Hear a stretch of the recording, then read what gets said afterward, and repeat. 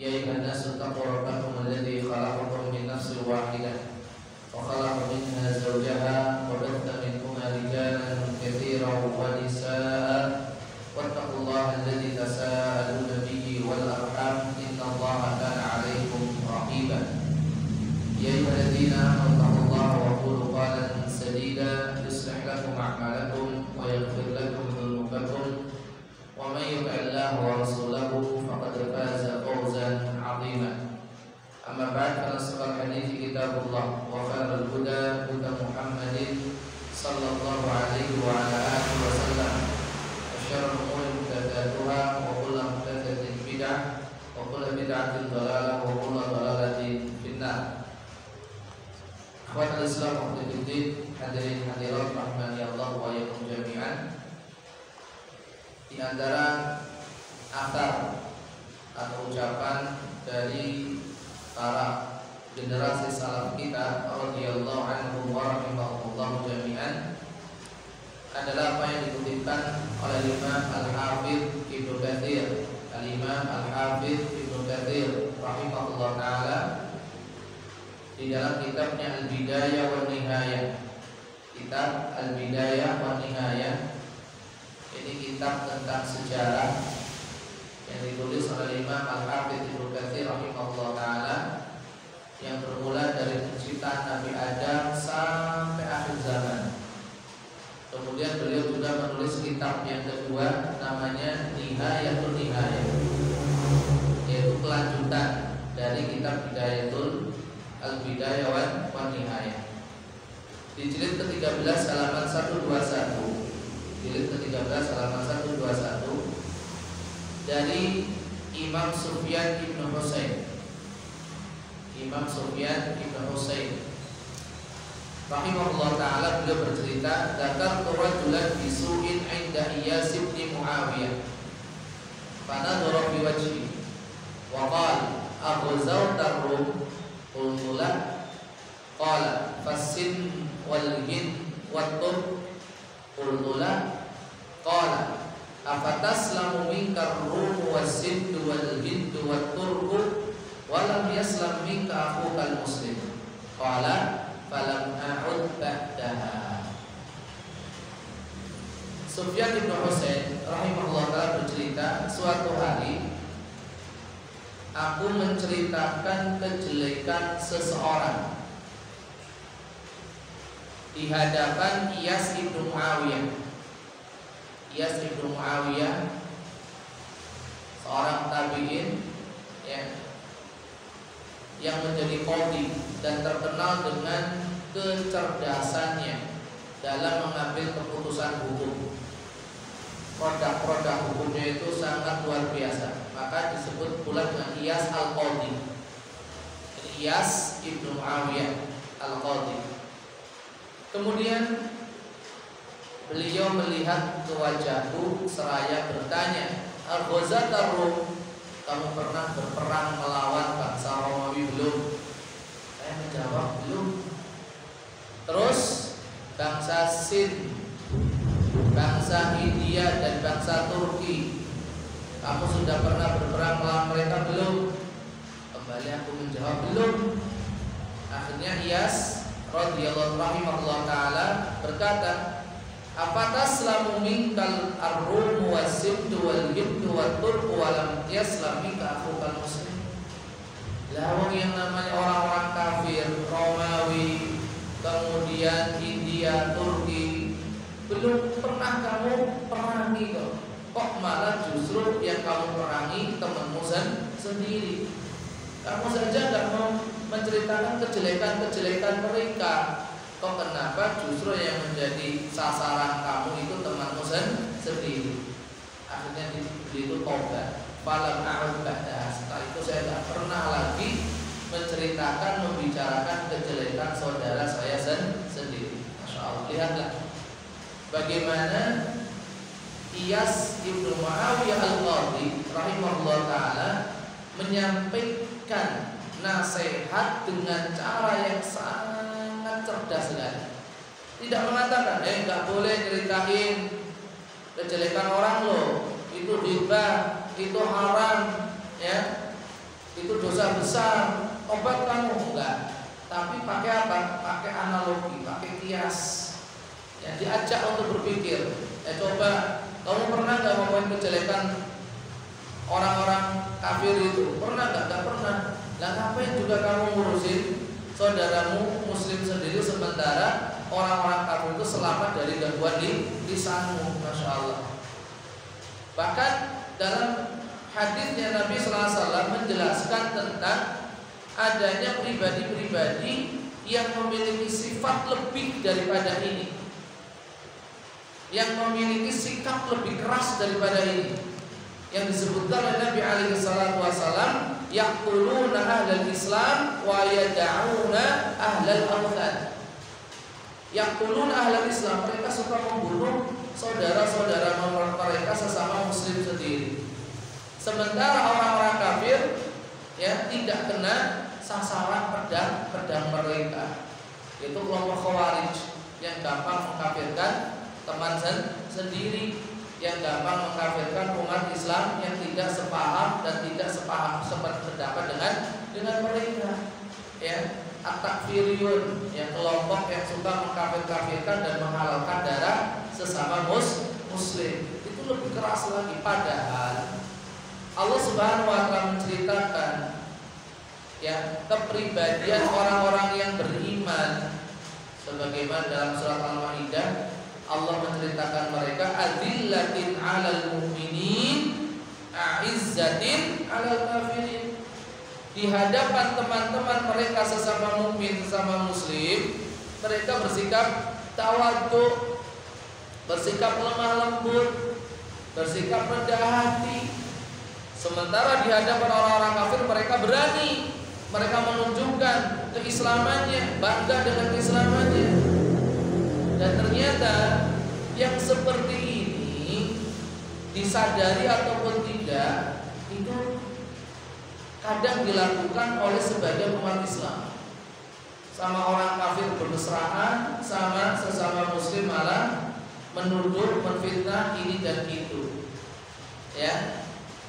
Kepada orang kafir mereka bersikap lemah lembut, kepada saudara sendiri mereka bersifat kasar dan keras. Ini. Dan Allah Subhanahu wa taala juga menceritakan tentang generasi para sahabat radhiyallahu anhum ajma'in. Dalam surat Al-Fatah ayat 29, Al-Fatah 29. Asyidda'u 'alal kuffari ruhama'u bainahum. Generasi para sahabat radhiyallahu anhum ajma'in yang patut untuk diteladani adalah mereka asyidda'u 'alal kuffar. Keras, tegas terhadap orang-orang kafir. Tapi apa? Ruhama'u bainahum. Mereka saling berkasih sayang, bercinta kasih di antara umat Islam itu sendiri. Kadang sebagian orang itu rumongso bener dewi, liyane salah, kemudian gampang sekali menyesatkan, mengkafirkan, menuduh, menfitnah saudara sendiri, padahal itu sesama muslim. Podo-podo sholate, podo-podo nyembah Gusti Allah Subhanahu wa taala, podo-podo nabine, podo-podo kitabe. Kenapa begitu keras dan kasar sikapnya dengan orang-orang yang tidak sependapat dan sepaham dengan mereka? Ini tentunya jauh dari sifat-sifat orang-orang yang beriman yang dijelaskan Allah Subhanahu wa taala di dalam Al-Qur'an atau yang diterangkan Rasulullah SAW dalam hadis-hadisnya.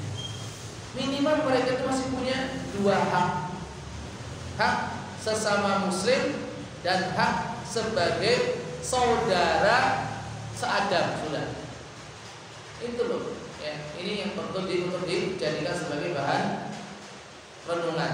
Kemudian asar yang berikutnya diriwayatkan oleh Al-Imam Abu Naim dalam kitabnya Hilyatul Auliya.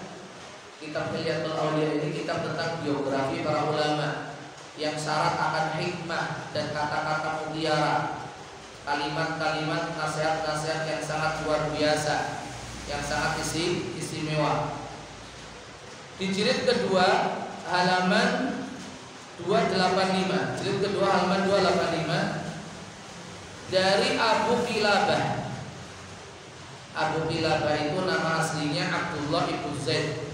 Abdullah ibnu Zaid al-Jurmi. Abdullah ibnu Zaid al-Jurmi itu nama asli Abu Qilabah. Rahimahullah taala, beliau berkata, "Idza balaghaka min an akhika syai'un takrahuhu faltamis lahu al-udra juhdaka. Fa illam tajid lahu udran faqul fi nafsik la'alla li akhi udran la a'lamu." Masyaallah. Idza balaghaka an akhika syai'un takrahuhu, apabila Anda menerima berita yang kurang baik tentang saudara Anda, apabila kamu mendapatkan berita tentang saudaramu yang tidak baik, si fulan tuh begini loh, ya, ada orang cerita sama kita atau WA kita atau hubungin kita, ceritain bahwasanya si fulan begini dan begitu, tentunya hal-hal yang jelek. Maka apa? Faltamis lahul udra juhdaka. Jangan mudah percaya, jangan langsung terbawa omongan teman yang menyampaikan berita itu kepada kita, tapi carilah alasan yang tepat untuk kita berhusnudzon kepadanya. Allah, mungkin kamu itu salah dengar kali. Enggak, kalau saya dengar mungkin dia lagi lupa, mungkin dia hilang. Enggak kok, mungkin dia belum tahu ilmunya, mungkin dia tidak sengaja, mungkin. Cari pokoknya alasan agar kita itu tidak termakan oleh omongan yang tidak baik tentang diri dan tentang diri saudara kita. Ya. Kedepankan husnudzon. Fa illam tajid lahu udran. Kalau seandainya kita sudah berusaha, ini juga enggak, kalau seperti juga enggak. Pokoknya kalau tidak mendapatkan uzur, alasan untuk husnudzon terhadap saudara kita, maka katakan pada diri kita, la'alla li akhi udran la a'lamu. Oh, mungkin dia punya alasan tapi kita belum tahu. Wis rasa kesusu, ya, menuduh ataupun mengatakan bulan begini dan begitu. Mungkin dia punya alasan sendiri. Ayo, lebih baiknya kita datangi, kita nasihati, kita ingatkan. Selesai masalah. Bukan dengan cara menyebarkan berita tidak baik itu kesana kemari. Ini provokasi namanya. Dan ini tidak baik. Intinya apa? Intinya jangan mudah termakan isu yang tidak baik berkaitan dengan saudara-saudara kita. Untuk sementara kita husnudzon terlebih dahulu, carilah berbagai macam alasan untuk berprasangka baik kepada yang bersangkutan, tapi tanpa meninggalkan cross check akan kebenaran berita tadi. Tetap tabayun. Apa benar? Saya mendapat berita katanya antum begini dan begini. Oh, itu toh, ini loh maksudnya gini. Oh, itu. Akhirnya apa? Selesai masalah. Kadang sebagian orang itu begitu mudahnya mengambil sebuah kesimpulan dari apa yang didengar dan apa yang dilihat dan apa yang dibaca, tanpa direnungkan terlebih dahulu, tanpa dipikirkan terlebih dahulu, dan tanpa tabayun terlebih dahulu. Kadang kita itu aneh. Ya, orangnya masih ada, setiap hari kadang ketemu sama kita.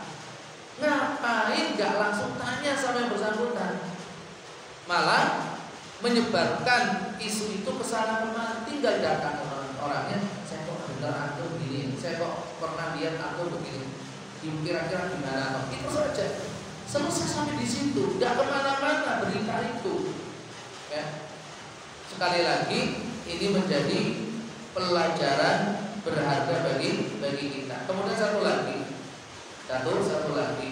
ini penting, ya. Sebuah athar kembali diriwayatkan oleh Imam Abu Naim dalam kitabnya Hilyatul Auliya. Jilidnya sama, jilid kedua, tapi halaman 110, halamannya berbeda. Dari Abdullah ibnu Muhammad ibnu Qawwa, Abdullah ibnu Muhammad ibnu Qawwa, rahimahullah taala. Beliau pernah berkata kepada Imam Ar-Rabi ibnu Khafiyah, Al-Imam Ar-Rabi ibnu Khafiyah, rahimahullah taala. Beliau bertanya kepada Rabi ibnu Khafiyah, "Mana raqatani ahadan wala tadummu?"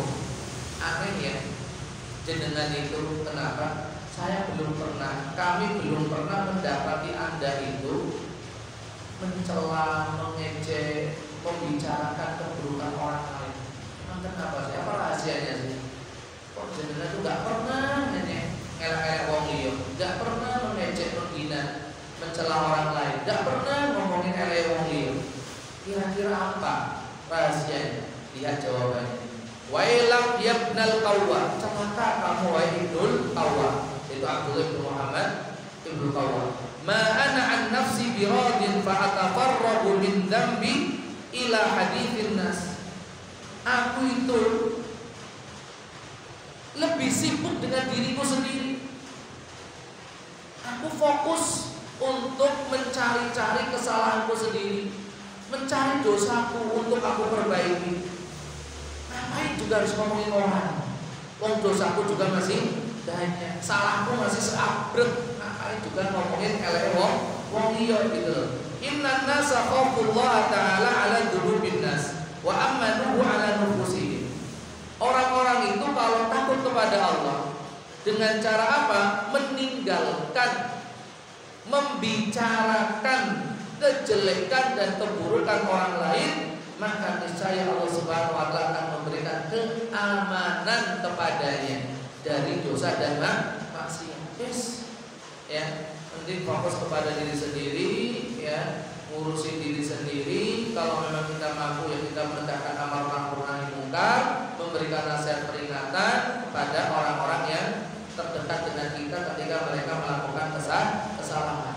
Sudah, ya, mau kita aja dosa kita masih banyak, salah kita juga masih banyak. Makanya barang siapa yang sibuk untuk mengurusi dirinya sendiri, untuk mencari-cari kesalahan dirinya sendiri, maka dia tidak ada waktu untuk mencari-cari kesalahan orang lain. Tidak ada waktu untuk membicarakan kejelekan orang lain. Ingat, kita tidak akan ditanya oleh Allah Subhanahu wa taala tentang kejelekan saudara kita, tentang kesalahan tetangga kita, tapi kita akan mempertanggungjawabkan kesalahan dan juga dosa-dosa kita. Nanti kita cari-cari kesalahan kita sendiri, kemudian kita bertobat kepada Allah Subhanahu wa taala serta memperbaiki diri daripada harus mencari-cari kesalahan dan keburukan orang lain yang tidak ada manfaatnya sama sekali.